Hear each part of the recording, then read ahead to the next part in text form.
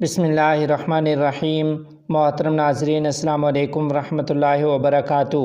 قادیانی اپنی آئینی حیثیت تسلیم کریں۔ تفصیلات کے مطابق متحدہ تحریک ختم نبوت رابطہ کمیٹی پاکستان نے ممتاز صحافی و دانشور مجیب الرحمان شامی کے ساتھ تحریک ختم نبوت کے نمائندہ وفد کی ملاقات پر اطمینان کا اظہار کرتے ہوئے کہا ہے کہ ہم جانتے ہیں کہ استعمار اور کفریہ طاقتیں قادیانیوں کو اپنے مذموم عزائم کے لیے کیوں استعمال کر رہے ہیں، اور یہ کہ ہمارے لیے از حد ضروری ہے کہ ہم نسل نو کے ایمان و عقیدے کو بچانے کے لیے متحرک ہو جائیں۔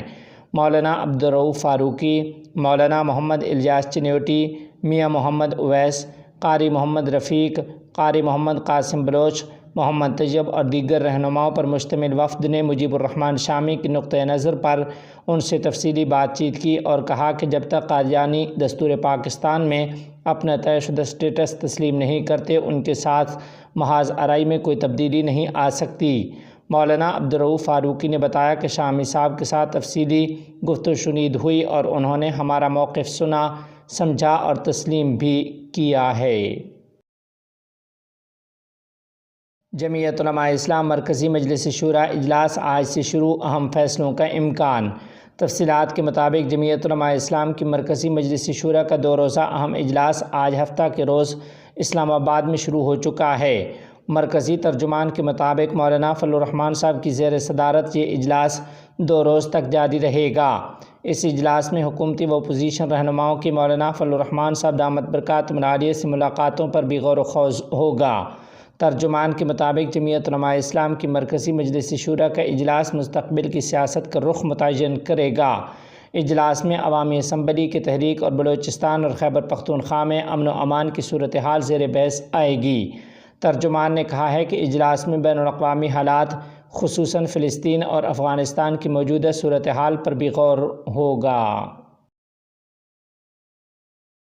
ممتاز قومی رہنما مولانا عطاء الرحمن واجدی کا انتقال۔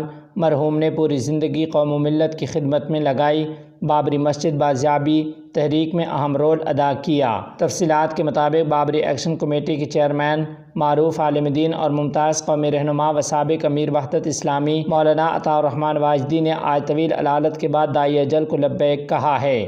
ان کی وفات ہفتہ کی صبح دہرادون کے میکس اسپتال میں ہوئی، جہاں وہ گزشتہ کچھ دنوں سے زیر علاج تھے۔ مرحوم نے اپنی پوری زندگی قوم اور ملت کی دینی، سماجی اور رفاہی خدمات میں گزاری۔ مولانا واجدی کی عمر تقریباً 88 برس ہوئی ہے۔ نماز جنازہ آج بعد نماز عصر اونچی مسجد ڈھولی کھال سہارنپور شہر میں ادا کر دی گئی۔ بعد ازاں تدفین قطب شیر قبرستان امبالہ روڈ سہارنپور میں عمل میں آئی ہے۔ معروف دینی و سیاسی و سماجی جماعتوں کے رہنماؤں نے ان کی وفات پر گہرے رنج و غم کا اظہار کیا ہے۔ نامور عالم دین مولانا ندیم الواجدی نے کہا کہ مولانا عطاء الرحمن کی وفات سے شدید صدمہ ہوا۔ ان کی پوری زندگی ملت کے لیے جدوجہد میں گزری، صعوبتیں بھی اٹھائیں، قید و بند کے مرحلے سے بھی گزرے مگر ثابت قدم رہے۔ مولانا ندیم الواجدی نے کہا ہے کہ ان کی رحلت سے تاریخ کا ایک باب بند ہو گیا ہے۔ اللہ رب العزت ان کی مغفرت فرمائے اور جنت الفردوس میں اعلیٰ مقام عطا فرمائے۔ دوحہ اجلاس میں امارت اسلامیہ کی شرکت کا مقصد دنیا کے ساتھ مسائل پر افہام و تفہیم ہے۔